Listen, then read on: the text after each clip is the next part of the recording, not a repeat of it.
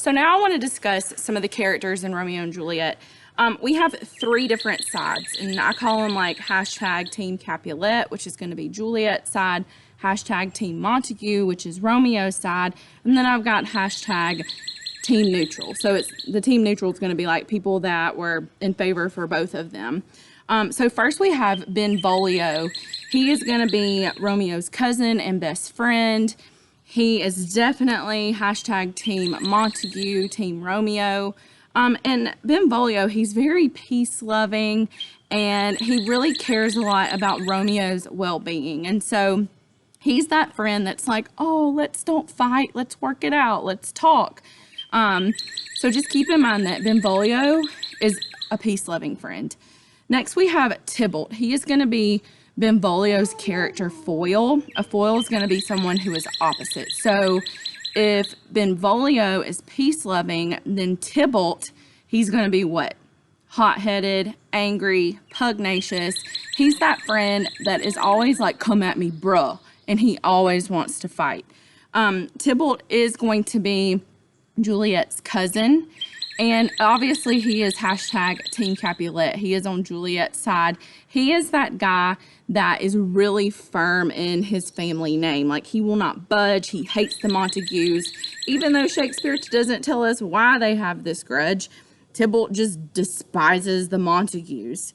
Next is Lord Capulet. That's Juliet's dad. He's obviously hashtag Team Capulet. Some personality traits about him is he's very headstrong, and he cares a lot about his family name, his wealth, his land, and the monetary value, because when it comes to Juliet, he is basically going to be like, oh, it really stinks. I had a daughter. I can't pass down the family name with a daughter because she's going to take on someone else's name. And so it's really problematic if you had a daughter. You couldn't like pass your family name on to them unless you had more kids. And so Lord and Lady Capulet didn't have more kids. And so that is Lord Capulet. He is all about the monetary value. Then we have Lord Montague. That is going to be Romeo's dad. We don't know a lot about Romeo's dad. That's the truth of it. And then we have the prince. He is going to be hashtag Team Neutral. The prince is going to be like the mayor of Verona. He's in charge of keeping the peace. He gets really mad at Capulet, Lord Capulet and Lord Montague for having this grudge and having fights break out in the street. So just keep that in mind. Then next we have Romeo. He's going to be our male protagonist, and obviously he's hashtag Team Montague for a while. But some of Romeo's personality traits, y'all. Okay, he thinks before he thinks. No, the problem is he doesn't think. Okay, he doesn't think before he acts. He's impulsive. He makes terrible decisions. Oh look, we have a guest appearance in the background. Moonpie, say hey. Okay, she did.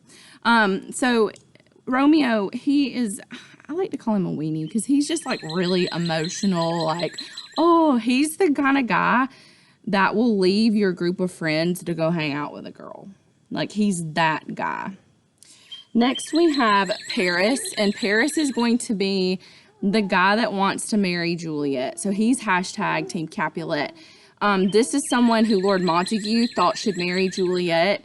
And pass down the family name, you know, like he would take care of the Capulet income, the land, etc. Like, he would be a very good asset to the Capulet family. Y'all, and Juliet, she's so young. Like, she is literally like 13 years old, 13, 14 years old. She's not thinking about marriage at all. But Paris, he really pursues Juliet. That's her suitor. And then next we have Friar Laurence. Friar Laurence is going to be the priest.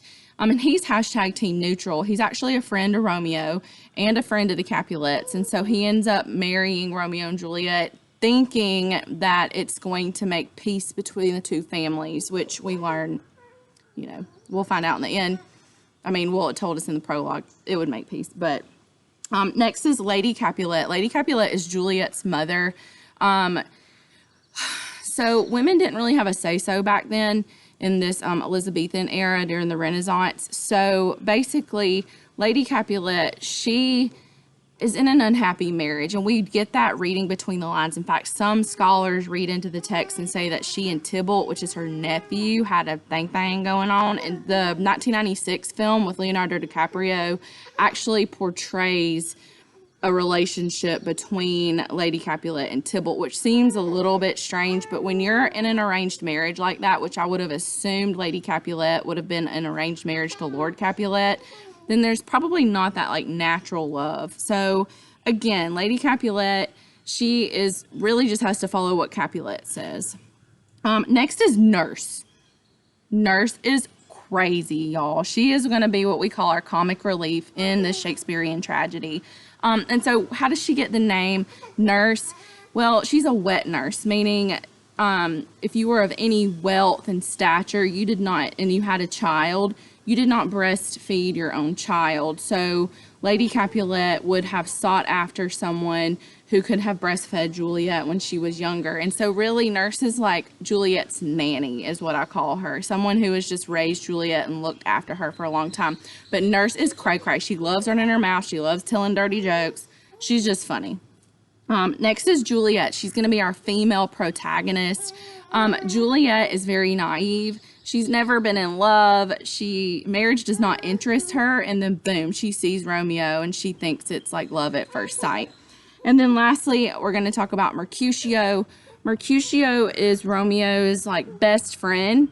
He's going to be hashtag Montague, but he is also a cousin to the prince, which is the mayor of Verona.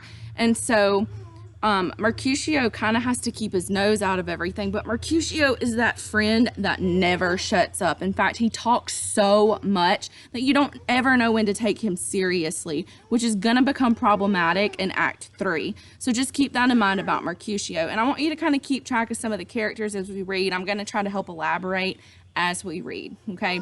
I would suggest making a chart. I usually give my students like a character list like this. And I can post something like this on Google Classroom, like whether or not you do it, I don't know. But if you're going to stay organized and you want to help like stay like up to date with who's who, then I highly recommend it. Or you can just look it up on No Fear Shakespeare Spark Notes, okay? All right. Peace out, Holmes.